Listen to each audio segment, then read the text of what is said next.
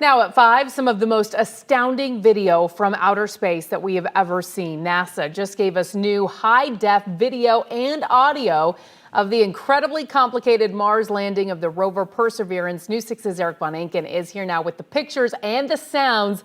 And Eric, this is all a huge first. Right, Lisa. We have sent probes to other planets, but we've never seen them land.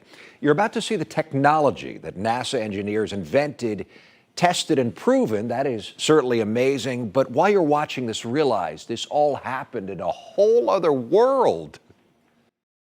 Chute deployed. The navigation has confirmed that the parachute has deployed and we are seeing significant deceleration. That is the Martian atmosphere you're looking at, and the parachute that is slowing the spacecraft is filling with Martian air. Heat shield set. Perseverance has now slowed to subsonic speeds and the heat shield has been separated. It doesn't look that different than a regular rocket launch or landing.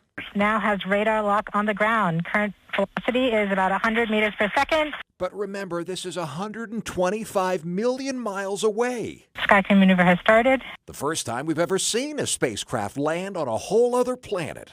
Touchdown confirmed. Perseverance safely on the surface of Mars. I don't know about you, but it is unlikely at this point in my career that I will pilot a spacecraft down to the surface of Mars. But when you see this imagery, I think you will feel like you are getting a glimpse into what it would be like. NASA engineers put 25 high-definition cameras on the Perseverance rover, hoping but not expecting several of them would record the painstakingly complicated descent and landing. We get what we get, and we don't get upset. You see it beginning to push all that dust around on the ground. The 4K cameras captured 23,000 images of the minutes leading up to the touchdown. The microphones, though, did not, but they did start sending back sound after landing, enabling us to hear Mars for the first time ever.